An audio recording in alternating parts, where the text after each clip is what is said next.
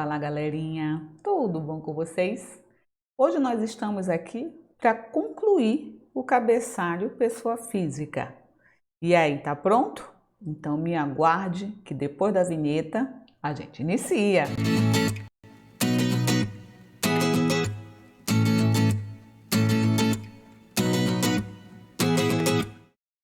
Eu sou a professora Gui e você está aqui no canal Bíblia Responde. Eu te convido, se caso seja a tua primeira vez aqui conosco, a se inscrever no nosso canal, dar o seu like e ativar o nosso sininho e nos seguir também nas redes sociais. Assim como eu te peço para você daqui a pouquinho, na hora que a gente aparecer a sugestão, você clica lá para você poder entender o conteúdo que hoje nós estamos finalizando, ok? Então vamos nessa, meus amores. Então, nós iremos estar trabalhando a quinta e última parte sobre cabeçalho de assunto, especificamente para pessoa física. Como é a nossa tradição, o que é mesmo cabeçalho? Nada mais é do que aquele nome, aquela palavra ou aquela expressão que vai introduzir a entrada bibliográfica para arrumar o nosso catálogo. Quando a gente fala que é um nome, é porque a minha entrada principal, ela pode ser de pessoa física ou pessoa jurídica. E quando a gente fala palavra ou expressão, é porque a minha ficha, o meu catálogo, vai poder também começar pelo título, quando a gente não consegue localizar verdadeiramente a sua autoria. E tu ainda lembra quais são os tipos de cabeçalho que nós temos e que nós iremos estudar? Então, nós sabemos que nós temos praticamente três tipos. O cabeçalho de pessoa, o cabeçalho para nome geográfico e o cabeçalho para entidade, que a gente também chama de pessoa jurídica, já que a pessoa a gente chama de pessoa física. E nós, como vocês já estão sabendo, estamos concluindo o assunto de pessoa física. Então, se realmente é a sua primeira vez aqui, dá uma paradinha agora, vai aqui na sugestão e aproveita, olha toda a nossa playlist de cabeçalho de pessoa física para você poder entender o que nós iremos trabalhar aqui, ok? Relembrando também o que seria a definição de cabeçalho pessoa física.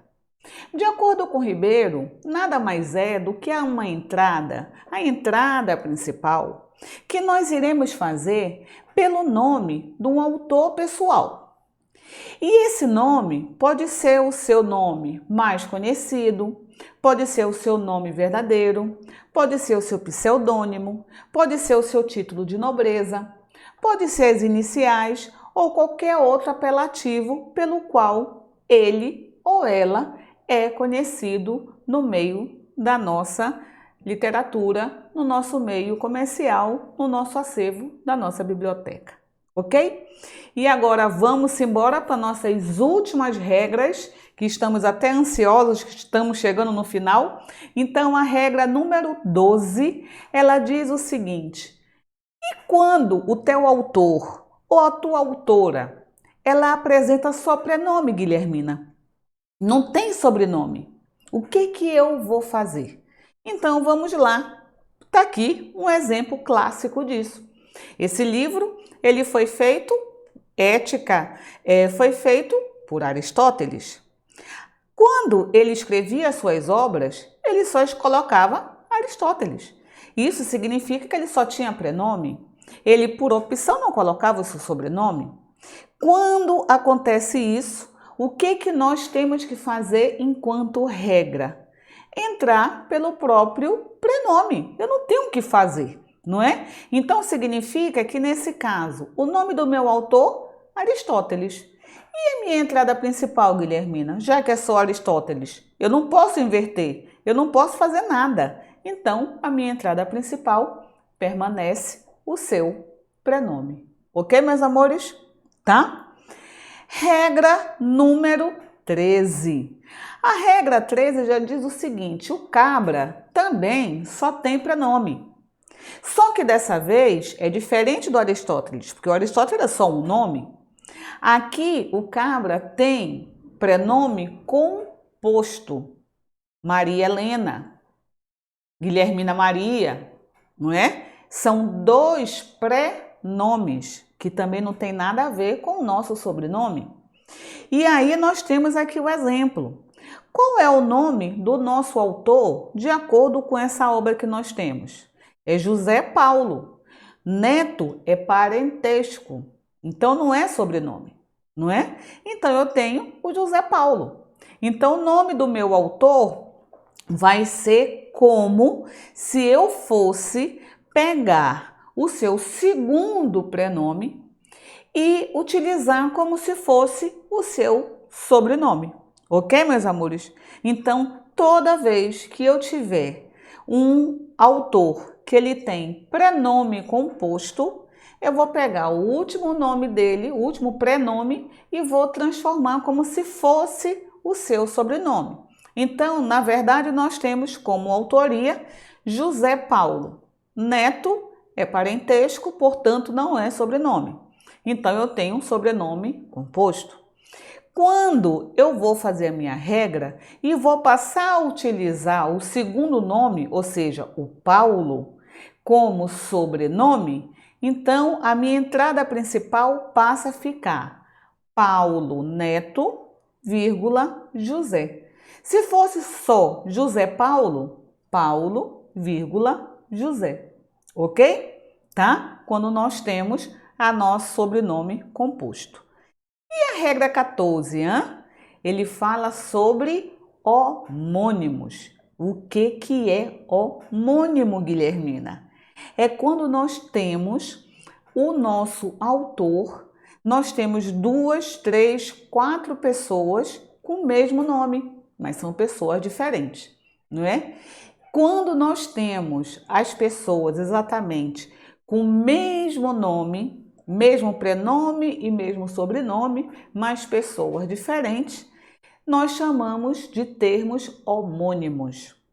E quando nós temos termos homônimos, nós temos que ter algum jeito de diferenciar. Vamos fingir que eu tenho dois autores. A Marina Lopes, que fez a obra Era uma Vez, e a Marina Lopes, que fez a obra Estou Feliz. Se eu for pegar pela regra, na minha obra A vai ficar Lopes, vírgula, Marina. Na minha obra B vai ficar Lopes, vírgula, Marina. E aí, cara pálida, quem é quem? Qual é o Lopes da obra A? Qual é o Lopes da obra B?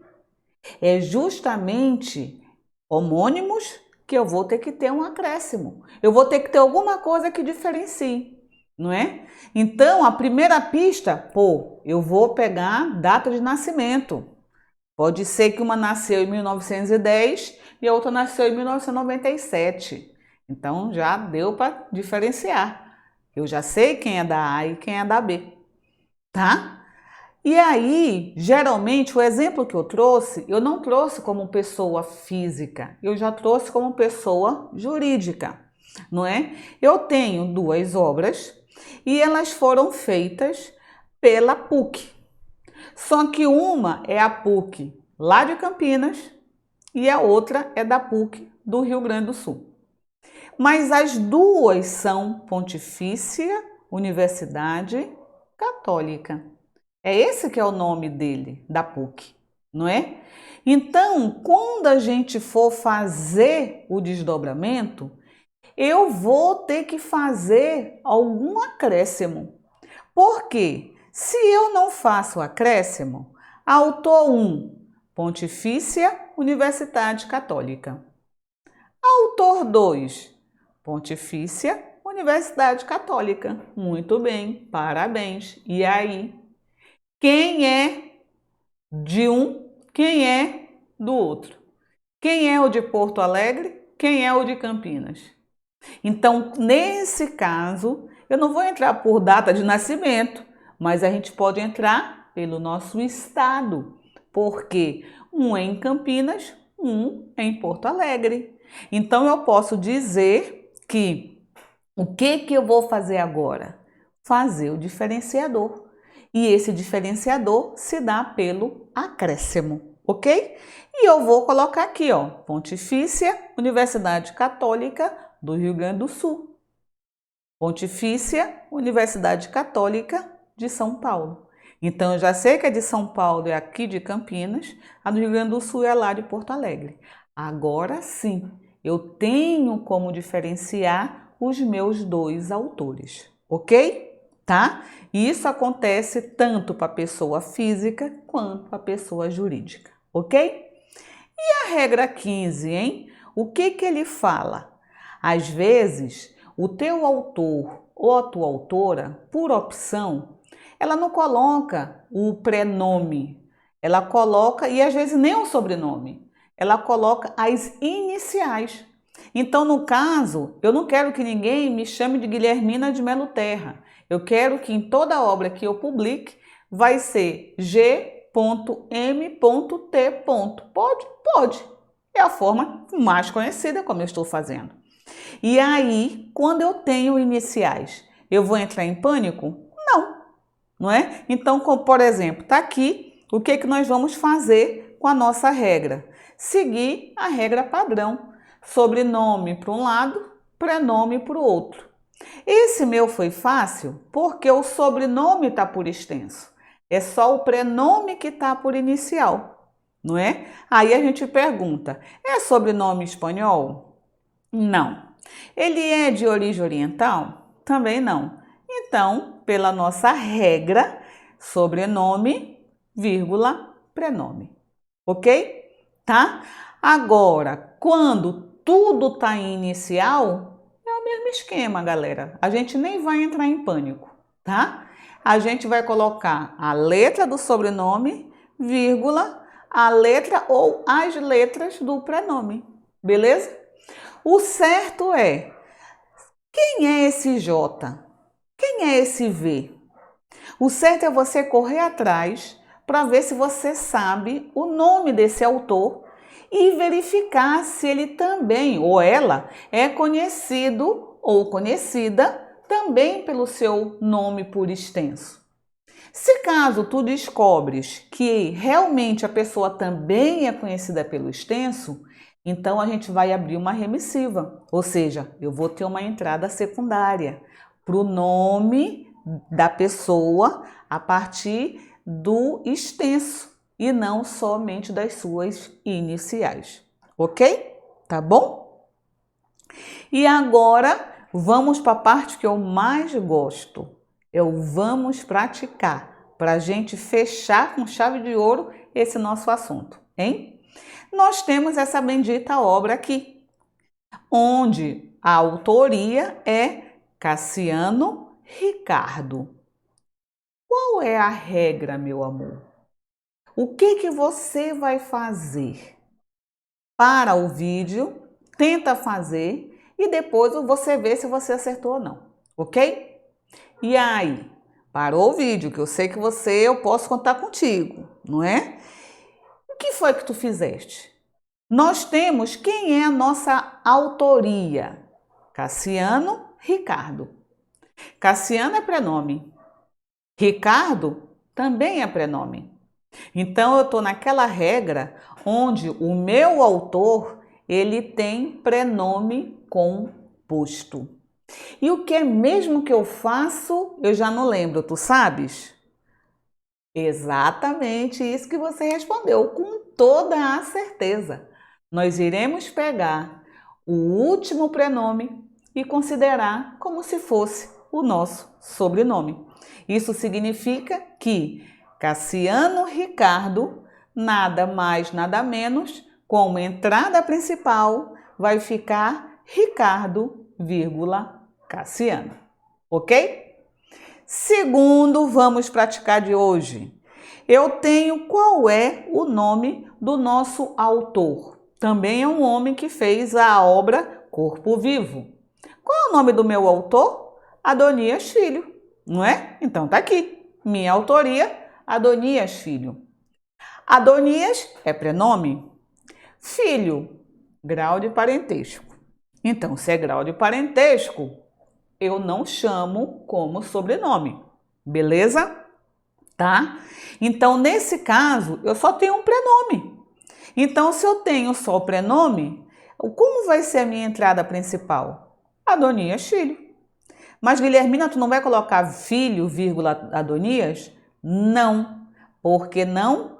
Porque filho, sobrinho, neto, bisneto, júnior, filha, isso é grau de parentesco. Portanto, não é sobrenome.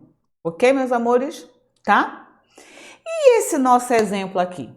Eu tenho uma autora. Eu sei que é uma autora que nas obras ela gosta de ser identificada somente pelas iniciais do seu nome completo. Então, a minha autoria está aqui, ó. H.D. O H é o prenome, o D é o sobrenome. Então, aqui eu tenho o nome completinho, prenome e sobrenome, ok? Aí a gente vai ter que verificar, isso é espanhol? Isso é origem oriental? Não. Então, se não, sobrenome, vírgula, prenome. Logo, a minha entrada principal para esta autora vai ser como o D, ponto, vírgula, H, ponto. Naquela primeira obra, eu procurei, eu só achei o que era o J, mas o V eu não consegui achar. Então, eu não coloquei uma entrada secundária para ele. Eu deixei do jeito que estava, porque eu não consegui localizar. Já nesse caso aqui, eu procurei e consegui localizar. E eu vi que esse H é de Hilda, não é? Então, eu consegui achar o que significa tanto o H quanto o D, né?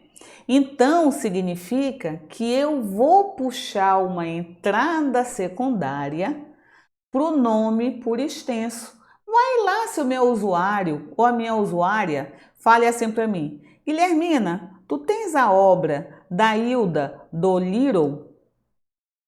Aí eu vou dizer bem assim: Dolittle? Não, eu não tenho nada de Dolittle.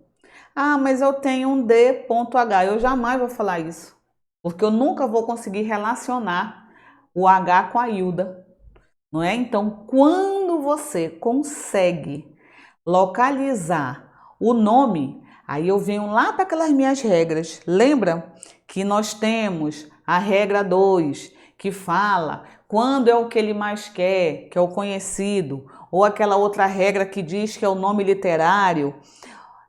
A gente vai, coloca como entrada principal o nome que a pessoa se identifica, o nome que a pessoa quer, mas fazemos a remissiva para o nome verdadeiro, o nome completo ou o apelido. Aí você vê qual vai ser a tua remissiva. E mais uma vez eu falo, não é a Guilhermina que escolhe, é a política da biblioteca que a Guilhermina vai trabalhar, que vai definir, vai haver ou não remissiva. Se houver, nós vamos ter ver ou nós vamos ter o ver também, não é? Então, nesse caso, eu estou na hipótese de que a minha biblioteca, toda vez que o autor optar por iniciais, nós temos que correr atrás do nome dele e colocar uma entrada secundária para ele também. Beleza? Tá? Então, por isso que eu fui correr atrás da Hilda, ok? E agora, nós temos esse nosso último livrito, que vai dizer Amor de Perdição e foi feito pelo querido Camilo Castelo Branco. Então, significa, meus amores, autoria Camilo Castelo Branco. como é que vai ser a nossa entrada principal? O que você acha? Vai ser o último nome, não é, Guilhermina? Afinal de contas, você me ensinou que sempre o sobrenome é o último nome e o que sobra é o prenome. Logo, vai ficar Branco, vírgula, Camilo Castelo. Correto? Não, não está correto. Como assim? Por que não está correto? Porque eu não posso esquecer que o sobrenome Castelo Branco é um sobrenome mundialmente conhecido como sobrenome composto. Se ele é um sobrenome composto, eu sou obrigada a colocar como entrada principal Castelo Branco, vírgula, Camilo. Ok, meus amores? Quando o sobrenome composto tem hífen, pô, é batata, a gente nem pensa, é mamão com açúcar. Já tá lá com hífenzinho, então tu já sabe que automaticamente você já vai entrar com aquele sobrenome composto.